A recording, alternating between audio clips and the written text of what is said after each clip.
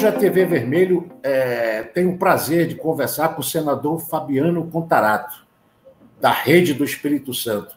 Ele foi eleito em 2018 com mais de 1 milhão de votos. Ele é professor universitário, ex-delegado de polícia. Bem-vindo, senador. Tudo bem? Muito obrigado, Irã. Eu que agradeço o convite, estou à disposição. Certo. O senhor tem um perfil, conhecidamente agora, um perfil progressista, né? E tem uma trajetória política que conseguiu derrotar lá no Espírito Santo figuras expressivas aí na disputa para o Senado, como o Magno Malta, o Ricardo Ferracio. Hoje é reconhecidamente um político de expressão nacional, por conta muito da sua participação ativa em vários temas, inclusive agora, mesmo não sendo membro da CPI, que a gente estava conversando, né? Integrante, mas está lá, participando e a população acompanha. Eu queria começar essa conversa, senador, pedindo ao senhor que fizesse um breve relato aí da sua trajetória, dessa trajetória política aí desde a campanha até agora, o seu dia a dia aí no Senado, as suas preferências musicais também. Quem é Fabiano Contarato por Contarato? Eu costumo falar que os atos falam mais que as palavras. Eu nasci no interior do estado do Espírito Santo, com muito orgulho. Minha família é muito simples, meu pai era motorista de ônibus, 40 anos, puxando ônibus na Grande Vitória. Com 5 anos de idade, nós mudamos para a capital. Minha mãe semi-analfabeta e meu pai também.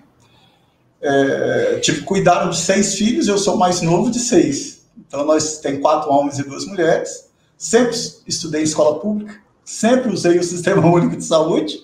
Acho que por isso que eu sou um aguerrido defensor e uma pessoa que tenta lutar pela valorização da educação pública, principalmente a educação básica. Acho que por isso que eu morro defendendo as políticas de inclusão, as políticas afirmativas. Porque se não for o sistema de cotas, o filho do pobre não entra na universidade num curso, por exemplo, num curso de medicina. Não entra, essa é a realidade. Ele não tem, o pai dele não vai ter 10 mil, 7 mil reais para pagar todo mês. Então, eu vim do interior, estudei escola pública. Eu lembro que quando eu passei na escola técnica, que hoje é Instituto Federal, minha mãe falou assim, Fabianinho, que ela só me chamava assim, Fabianinho, chorando de alegria, falou assim, olha, se for necessário, a gente vende nossa casinha para você estudar. E aquilo ali me marcava muito, né? Eu não tinha dinheiro, porque na época não tinha aquelas políticas de auxílio ao estudante. Então eu falava para os motoristas, eu sou filho do motorista Alvino, deixa eu entrar pela frente, porque não tinha dinheiro para passar.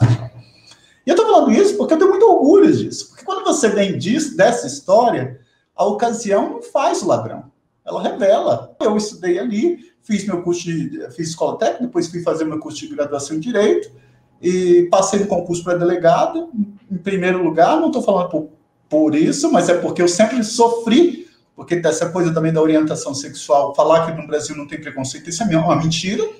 Então, eu mesmo tendo passado em primeiro lugar geral, eu nunca era promovido, porque eles falavam que eu não tinha disciplina nem hierarquia, vamos dizer assim, sem responder a processo. Então, eu fui e comecei a trabalhar numa delegacia em que mexia com acidentes de trânsito. Então, eu sempre primei pelo que manda o artigo 37 da Constituição, que são os princípios que regem a administração pública. Legalidade, impessoalidade. Então, na delegacia, eu fazia contra qualquer pessoa. Eu cansei de ser utilizado pelo Estado para agir de forma contundente contra pobres, afrodescendentes e semi-analfabetos. Quando eu sei que os crimes que maior prejuízo quem pratica são os políticos. Porque quando acontece um furto aqui em Brasília, você tem uma vítima determinada. Agora, quando um governo desvia verba da saúde, ele está matando milhões de pessoas, como ocorre nessa pandemia. Porque está violando o artigo 6º e o artigo 196 da Constituição, que diz que a saúde pública é direito de todos, mas é dever do Estado. Então, eu comecei a ter uma atuação na delegacia. Eu lembro que eu instaurei um inquérito contra um colega meu de faculdade. Ele era juiz de direito, eu delegado, ele se envolveu num acidente que matou uma pessoa. Eu fiz e mandei para o Tribunal de Justiça, que a competência é lá. Eu fiz procedimento contra delegado do meu concurso. Então, a população capixaba começou a ver que eu agia cumprindo aquilo que é elementar, que está na Constituição. Todos somos iguais perante a lei, independente de qualquer coisa, independente da raça, da cor, da etnia, da religião, da origem, não importa. Todos somos iguais. E as pessoas me falavam, me instavam a se candidatar, e eu sempre, confesso, Irã, que eu fiquei muito tempo, vamos dizer assim, omisso. E isso é muito triste. Hoje eu falo para todo mundo, olha, entre no partido político.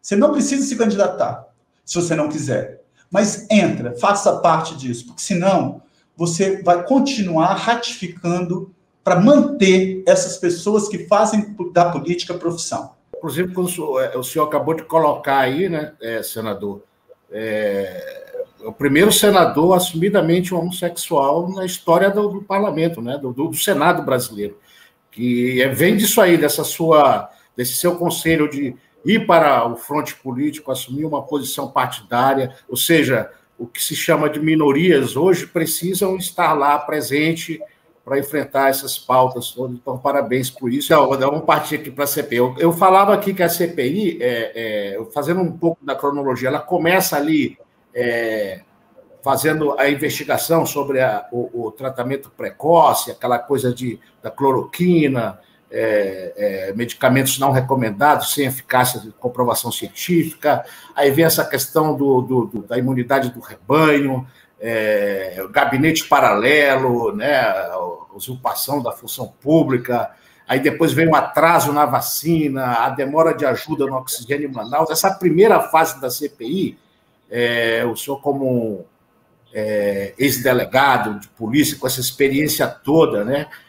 Dali já dá para, nesse início aí dessas atividades, já dá para perceber vamos falar, algum crime envolvendo ali o presidente da República, os agentes do Ministério da Saúde. Do seu ponto de vista aí, já pode se extrair alguma coisa de fato, de concreto sobre crimes? Bom, perfeitamente, eu não tenho dúvida. Contra fatos não há argumentos. Primeiro que quem tem a personalidade jurídica de direito público externo, que tem competência para celebrar contratos para aquisição de vacinas e insumos, é o Estado brasileiro, através do presidente da República e dos seus ministros. E direito à saúde pública de qualidade é um direito de todos, mas é dever do Estado. Então, quando o presidente da República ele difunde o tratamento precoce, ele está praticando um crime de charlatanismo, não tenho dúvida disso. Quando ele investe na imunidade de rebanho, nós temos aí a epidemia lá no artigo 328 com pena de 20 a 30 anos. Quando nós ouvimos, no primeiro momento da CPI, ministros como Mandetta e o Tati, que eles falavam que eles não tinham autonomia no Ministério da Saúde, que tinha um gabinete paralelo. Olha, não pode existir gabinete paralelo, porque isso é usurpação de função pública. Ele não teve uma atuação célere na crise em Manaus. Isso é prevaricação. Ele recusou 101 ofertas da Pfizer. Isso é prevaricação. Ao mesmo tempo, pressionou, você imagina um momento, o funcionário efetivo do Ministério da Saúde é levado se sente pressionado pelos dois superiores hierárquicos, constata inúmeras irregularidades de superfaturamento, irregularidades no contrato da Covaxin, 20 milhões de doses, e que é levado à presença do presidente, relata isso, o presidente fala quem é o deputado, que coincidentemente ou não, o líder dele, que fez uma emenda para colocar a Covaxin no contrato para aquisição de vacinas sem autorização da Anvisa e num preço extremamente superfaturado. Eu só faço uma crítica à CPI, com todo respeito, é que todos esses crimes que eu te falei aí, de charlatanismo, epidemia, usurpação de função pública, prevaricação, você tem aí a corrupção passiva, não precisa da obtenção da vantagem. O simples fato de eu solicitar para você $1 de uma vacina, em cada vacina, e já está consumado. Isso em direito penal chama-se crime formal ou de mera conduta. Por quê? Porque o verbo é solicitar. Eu solicitei, consumado está. Não importa se você vai me dar o dinheiro ou não. Então, é um crime formal, não é um crime material que exigiria o comportamento da vítima para falar em tentativa no crime de corrupção passiva previsto no artigo 317, com pena de reclusão de 2 a 12 anos e multa. Não. O crime é consumado. Não tem que falar em tentativa. E aí, o próprio presidente ele participa de movimentos difundindo essa aglomeração em plena pandemia. Ele está sendo violado principalmente jurídico. Se você pegar no Código Penal, lá no artigo 268, tem uma infração de medida sanitária preventiva. Então, esses crimes, para mim, já estão somente provados e caracterizados. E por dolo, porque dolo no Brasil não é só intenção. O artigo 18 do Código Penal, ele é claro, ele fala, disse o crime doloso quando o agente quis o resultado. Aí dolo é a intenção. Mas o legislador brasileiro, ele equipara o dolo direto ao dolo indireto. Ele coloca ou conjunção alternativa, ou assumir o risco de produzir o resultado. Então, o comportamento do presidente e de seus ministros, se eles não tiveram a intenção de agravar, com o comportamento deles, eles assumiram o risco de produzir o resultado, e nós temos aí essa catástrofe que foi violada o principal bem jurídico. Agora, num segundo momento, e aí vem uma crítica que eu faço à CPI, a Comissão Parlamentar de Inquérito, ela tem que ter a sobriedade, a serenidade. Você, quando conduz a investigação, qual a diferença de uma ação penal para um inquérito? Na ação penal, depois que o Ministério Público oferece denúncia e o juiz recebe essa denúncia, ali há o contraditório e ampla defesa. Ali há o sistema acusatório, mas com contraditório e ampla defesa. Lá na fase judicial, vigora o princípio do indúbio pro réu. Se tiver dúvida, lá ao final, vai absolver. No inquérito policial e na comissão parlamentar de inquérito, que se equivale ao inquérito policial, não é isso que vigora. Vigora um princípio inquisitorial. Então, a comissão ela tem que coletar provas que são favoráveis ao investigado, contrárias ao investigado, porque ela busca cumprir um dos princípios que rege o Código de Processo Penal brasileiro, que é a busca da verdade real. Então, quando a Comissão Parlamentar de Inquérito, ela se atropela, ela fala assim, tá um fato do contrato da Covaxin, que é grande irregularidade com o depoimento de ontem e de hoje, de extrema importância essas oitivas. Então, se ela para, porque surgiu um outro fato, de um encontro com o diretor de logística num restaurante, num shopping em Brasília, com o cabo da PM. Ela, antes de esvair, de esmiuçar aquele fato gravíssimo que envolve corrupção passiva e corrupção ativa, corrupção passiva praticada por agente público e ativa praticada por qualquer pessoa, ela, antes de concluir, de coletar provas de natureza objetiva, o que são provas de natureza objetiva? E-mails, interceptação telefônica, quebra de sigilo fiscal, telemático, análise de contratos, análise documentais, esses documentos, tudo isso é prova de natureza objetiva, ou seja, elas não se modificam, elas são permanentes. E depois coletar as provas de natureza subjetivas. Quais são essas provas de natureza subjetivas? Os depoimentos. E aí eu vejo colegas falando assim, vamos colocar 5 pessoas e fazer uma grande acareação. Pelo amor de Deus, com todo respeito, não é assim. Acarear é confrontar, é colocar cara a cara. Eu tenho que ouvir o Irã, ouvir ele individualmente, num dia. Ele vai dar a versão dele sobre os fatos, a verdade dele sobre os fatos. No outro dia eu vou ouvir outra pessoa, ele vai dar a verdade dele sobre os fatos. E aí a comissão tem que analisar onde esses 2 depoimentos estão conflitando. E aí chama-se os 2 no mesmo momento para fazer a acareação. Eu, pela experiência profissional, é muito comum nas acareações elas serem infrutíferas. Por quê?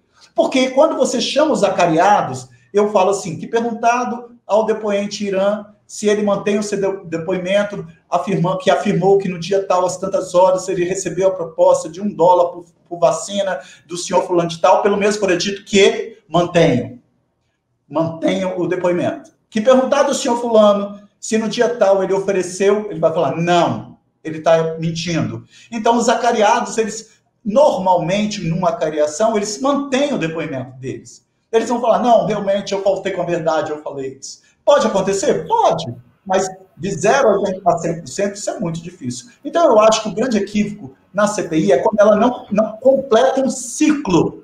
Tem um fato gravíssimo, determinado, apure-se aquele fato. Agora surgiu um outro, não vá porque tem que dar uma resposta para a população ou para a mídia. Vai logo, terminou aquele fato, agora sim, vamos jogar luz sobre o encontro lá do cabo com o ex-diretor de logística do Ministério da Saúde que ocorreu no shopping. Em que circunstâncias ocorreu aquilo? Como ocorreu aquilo? E aí vai lá. E aí você joga luz naquilo, traz provas de natureza objetiva e subjetiva, para ao final você, para aí, se relatar esse inquérito oriundo da CPI e remeter ao titular da ação penal para deflagrar a ação penal, ação civil e a ação por ato de improbidade administrativa de quem, de qualquer forma, tenha praticado ou concorrido para o crime ou para os crimes? Eu queria, então, dar uma focadazinha nesse caso da Covaxin, para deixar bem claro para todo mundo essa posição do presidente, né? O presidente diz o seguinte, que ele recebe lá vamos falar assim, a denúncia apresentada pelos irmãos Miranda, né? E ele pega o telefone e aciona o ministro Pazuello. Foi uma das versões que foram colocadas aí. A primeira foi essa, né? Há uma necessidade aí, do pouco que eu não sou da área, né? Mas a gente dá uma olhada, pesquisa, e há uma necessidade de um agente público, no caso desse, ter uma atitude por ato de ofício, que é isso que cobra a lei. Ele, no caso aí, deveria acionar os organismos de controle, do Ministério Público, da Polícia Federal, Controladoria Geral da União, e ele não fez essa coisa. Por exemplo, uma simples ligação não o livra dessa condição vamos chamar assim, a prevaricação, né? É o ato de você não fazer o ato de ofício como agente público e tomar as providências. A outra é um argumento frequente, não só do presidente, mas dos governistas na CPI, que se ouve muito. Não, mas nós não apesar do contrato ter sido assinado, né, ser empenhado o dinheiro para o pagamento da vacina Covaxin, de 1,6 bilhão, né, apesar de tudo isso, né, do empenho ter sido feito, né, o argumento do governo é como corrupção? Eu não comprei uma vacina, não foi dado, não gastamos um centavo, essa que é a argumentação. Queria que o senhor avaliasse essas duas questões aí, se não é uma argumentação muito fraca do governo e que isso pode até pesar contra, né? Bom, na verdade, isso é totalmente insubsistente. O fato de ter chegado ao conhecimento do chefe do Estado brasileiro uma denúncia feita por um servidor público efetivo do Ministério da Saúde que fala, olha, eu estou sendo pressionado para aquisição de uma vacina que eu verifiquei no contrato, tem inúmeras irregularidades, tem 3 invoices com alterações, com contrato de superfaturamento, sem autorização da Anvisa, meus 2 superiores estão pressionando, a empresa está pressionando, todo mundo está pressionando, e ele ouve do presidente quem poderia estar envolvido com isso e fala, eu vou ligar para o diretor-geral da Polícia Federal. Essa é a obrigação que ele deveria ter feito. Agora, qualquer coisa que não seja isso, ele está prevaricando, sim. Está lá no artigo 319, retardar ou deixar de praticar indevidamente ato de ofício.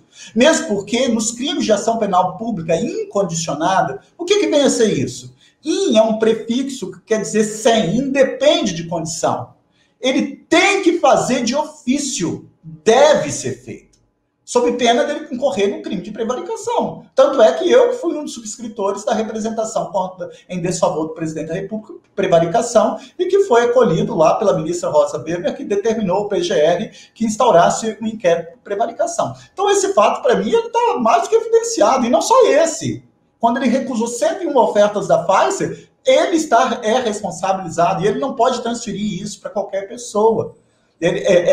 Porque essa é a função do Estado brasileiro e do chefe do Executivo brasileiro. Ele é responsabilizado por isso. Ele peca, ele comete crime dolosamente, tanto por ação como por omissão. Agora, com relação à análise da corrupção passiva, previsto no artigo 317, os verbos é solicitar ou receber. Então, o simples fato de eu solicitar, isso é crime formal ou de mera conduta. Consumado está. Não há que se falar em prejuízo. O recebimento, ou você pagar, seria um mero exaurimento. Então, isso não se sustenta. A responsabilidade é, sim, dele e dos seus ministros, e isso é latente. Ninguém pode alegar o desconhecimento da lei, isso é elementar. E ele é responsável quando bate-se a porta do presidente da República. Quer um argumento mais forte do que um servidor ter acesso ao presidente da República e relatar esses crimes que ocorreram lá, e ele falar, não, eu não sabia, não tinha. Não, isso não se sustenta. Só não enxerga isso quem não quer. Isso não é análise, porque eu sou de um partido progressista, ou de esquerda, ou de centro-esquerda. Não é isso.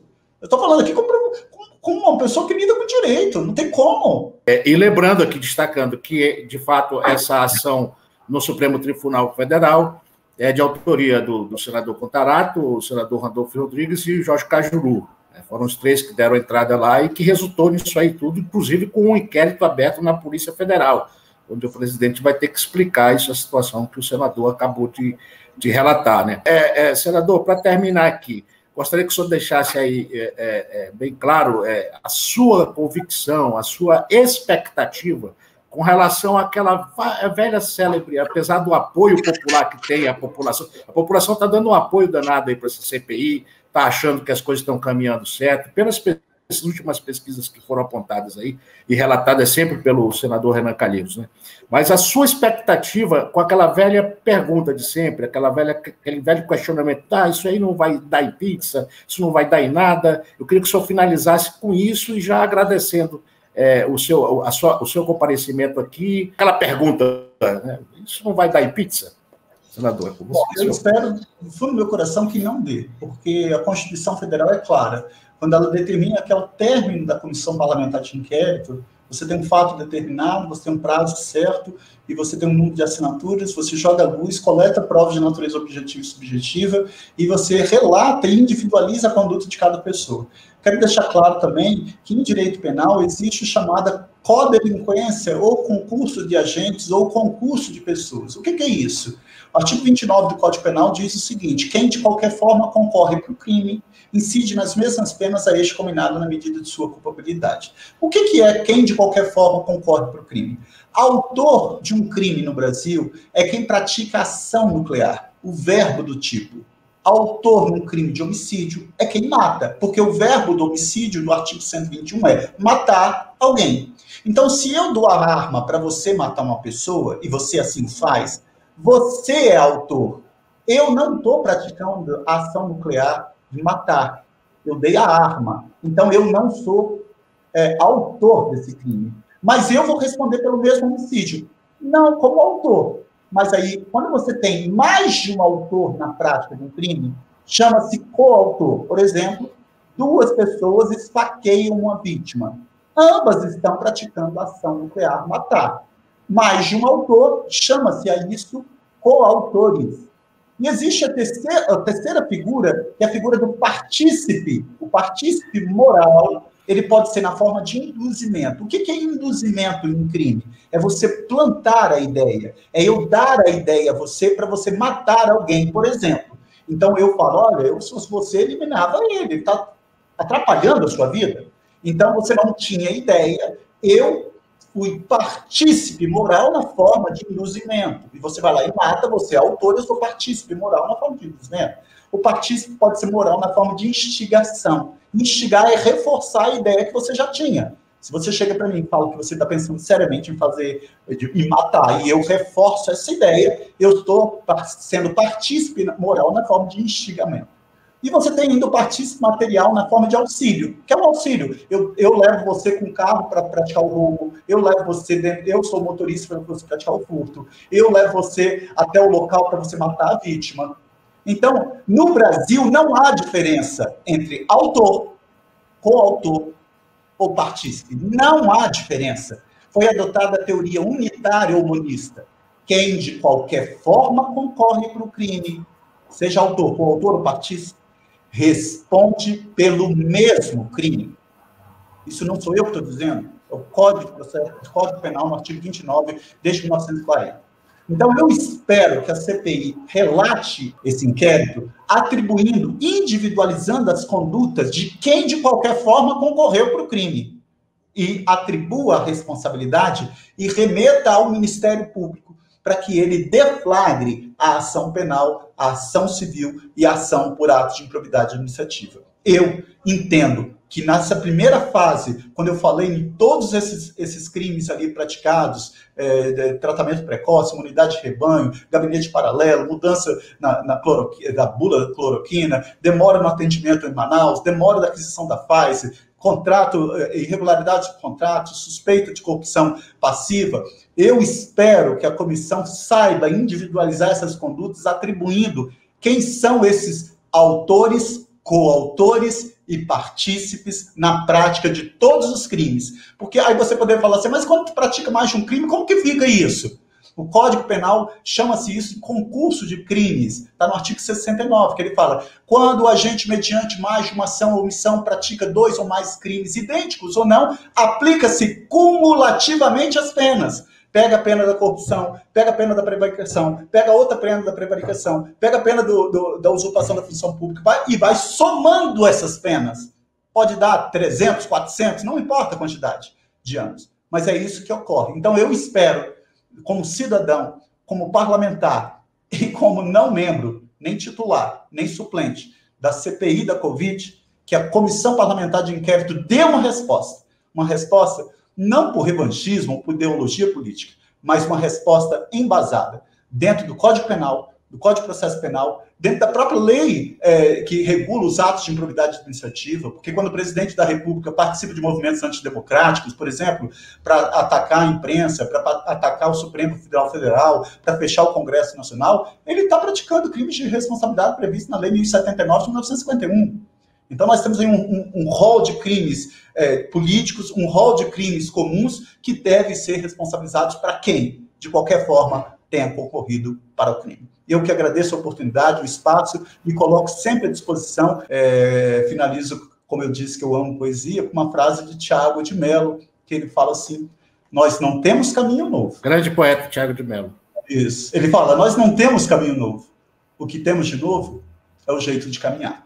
E é esse jeito novo de caminhar que eu tento buscar, para diminuir o abismo entre os milhões de pobres e a concentração de riqueza. Para que, sabe, um dia, aquela premissa constitucional de que todos somos iguais perante a lei seja uma realidade. Infelizmente, esse dia ainda não chegou. Mas eu vou fazer de tudo para que isso chegue num curto espaço de tempo, para que meus filhos, meus netos, as futuras gerações saibam que nós podemos, sim, mudar e transformar. Muito obrigado e que Deus nos abençoe. Senador, muito obrigado, sim, foi muito didático, muito expressivo as suas colocações, acho que ficou muito claro para todo mundo a situação atual e a gente volta a agradecer, esperamos uma próxima oportunidade de estar falando de coisas melhores. Obrigado, senador, um abraço.